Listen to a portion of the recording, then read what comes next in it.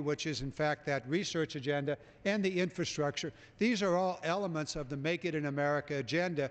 Mr. Hoyer, this is your concept of using this term, Make It in America. Would you share with us where we are today with this whole agenda and how things are moving along? Well, I thank the gentleman from California. Mr. Garamendi has been as faithful in bringing before the American people the concept of the Make It in America agenda.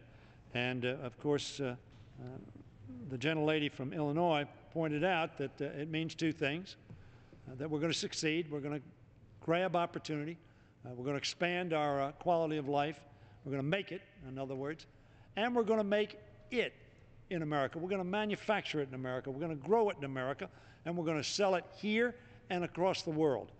We can compete with anybody in the world, frankly, given the proper environment. And I've talked to numerous members of the corporate community. I've talked to labor. I've talked to the National Association of Manufacturers.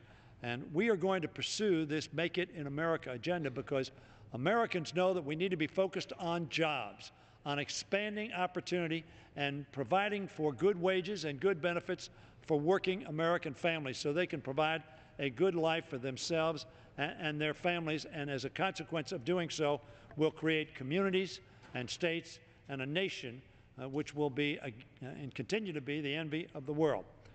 Democrats believe, Mr. Garamendi, that when more products are made in America, more families will be able to make it in America, as I said.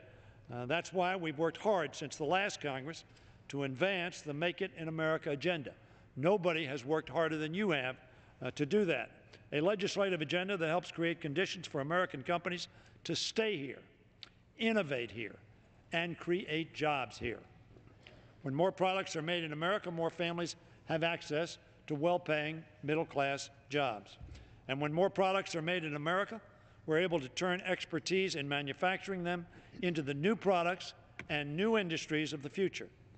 Make It in America is about creating middle-class opportunity and about keeping America's innovators here and keep our innovative edge. Mr. Grove, who was the head of who founded Intel, made the observation that the problem that we have in America today is we are still the inventive center of the world. We're still the innovative and development center of the world. But too often what we are doing is taking the products that we've invented, innovative and developed, and taking them to scale overseas. His proposition is, and I think Andy Grove is absolutely right on this, his proposition is if you continue to do that, the inventors, innovators, and developers will move to where the product is being taken to scale. The president of Dow recently wrote a book named, by the way, in January. The publishers named it in January, and the name of that book is Make It in America. As a matter of fact, I think I'm going to get copies of that book for all our members. So far, President Obama has signed 7 Make It in America pieces of legislation that we passed last year.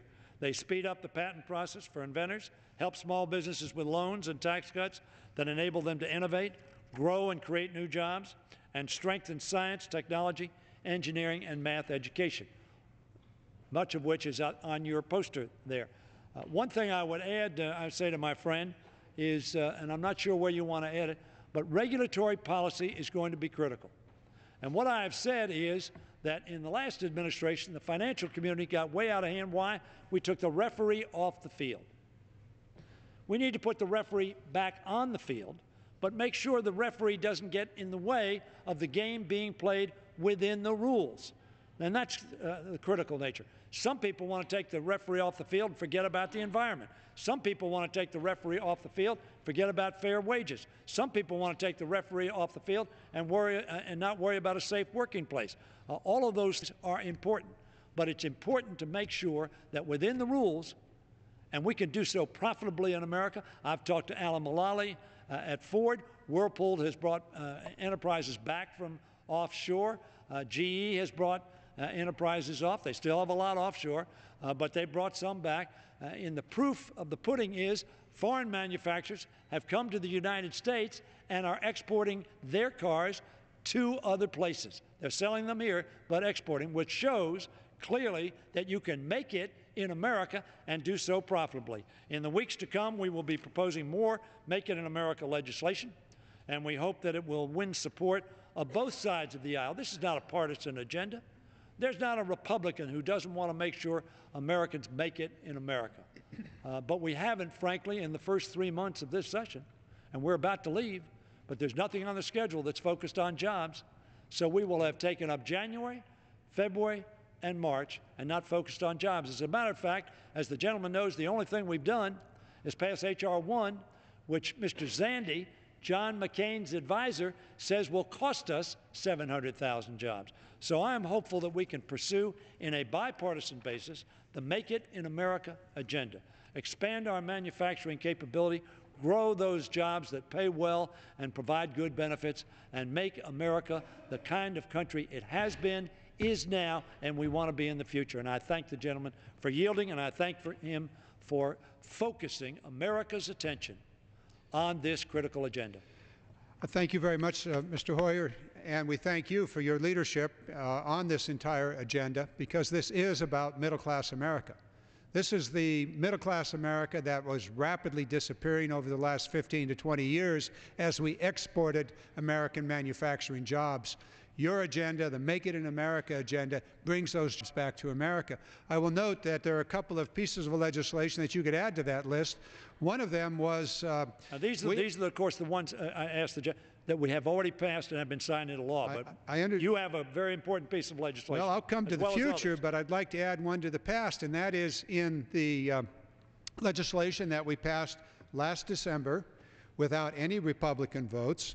There was a provision that gave to every business in America the opportunity to immediately write off against their taxes 100% of a capital investment.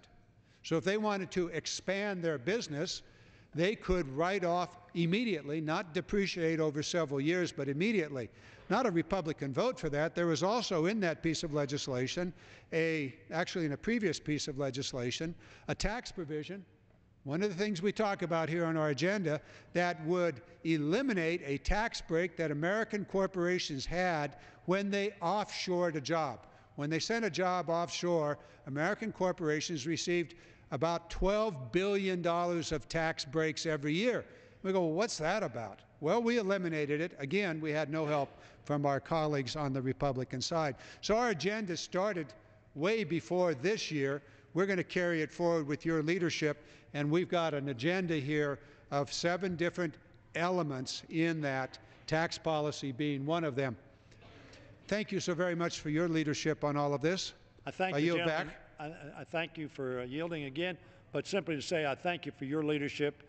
You have been one of the most faithful, effective, and articulate spokespersons for an agenda for middle and working Americans. You're kind, but Mr. Tonko's been there this entire time. Let me turn back to Mr. Tonko, and thank you very much, Mr. Hoyer. Thank you, Steny. Thank you, Representative Garamendi.